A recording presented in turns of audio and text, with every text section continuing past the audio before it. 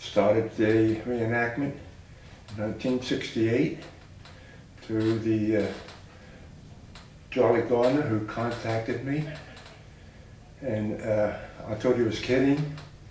We had a point around Christmas where he said, "Did you hear about the ambush of 1967? I said, "Well, how could we have an ambush in '67 when it was '76? He says, "No, it was 1967 where they had some of the fellows when they first got the Durham boat coming down to Delaware, and there were 3 dinghies, and they charged the main craft, and the fellows suddenly battled the boat and said, 'Stop in the name of the Queen,' fired a cannon. The boat lost its bearing and went down toward the bridge department."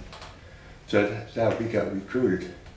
And unbeknownst to me that my future son-in-law was in the first boat of the dinghy. So I made sure he stayed behind so nobody could see him.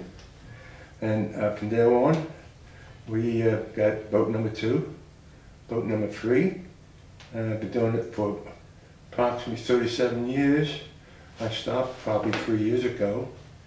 And we had the privilege of being in the movie with Barry Duke and Patty, I can't think of her last name, and it was George Washington, and it was it recorded here, and the craft itself was coming towards Pennsylvania, saying that they were attacking New Jersey. So I think they were incorrect as far as the location of the boat, but for the movie, who knows? And then we had the privilege of being in 3 national inaugurations for George Bush, his son George W., and his son again George W. And we had the 2 mayors, Ridge and Rendell, and we did the 100th anniversary for the Capitol in Harrisburg, and we did a lot of promotion and donations to the veterans that were disabled, and we went down and talked with them. It was when you look ahead, you say that's a long time, but when you look back, you say, where did the time go? Now my son, Bill Henry, became actor the same time I did. He was a boat dock. He would make sure that he worked on the dock taking care of the boat. He had to be 18 and above to go over there, and he was just 16 at the time. And he's been doing that just as long as I have. And we made an awful lot of friends, and I guess we're in an awful lot of pictures. And I can't add anything more than that. It was a wonderful experience for me.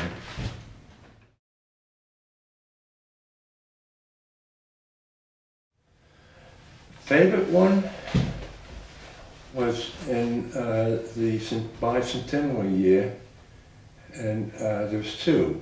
One was when I had Ann Tutton behind me, and we rode across the Delaware, and the helicopter was above us, and it was from the blaze giving the wind, charging the water, and we got within about 4 feet of the New Jersey bank, and we hit a rock, and we kept paddling, and we couldn't go any further.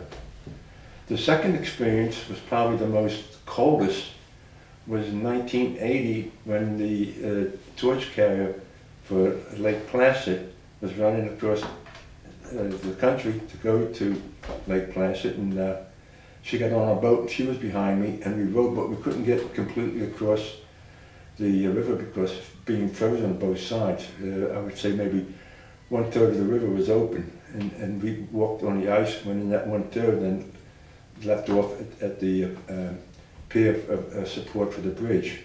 And as we did that, the other fellows running across with this torch, she was symbolic. So that was a little bit of a surprise to me.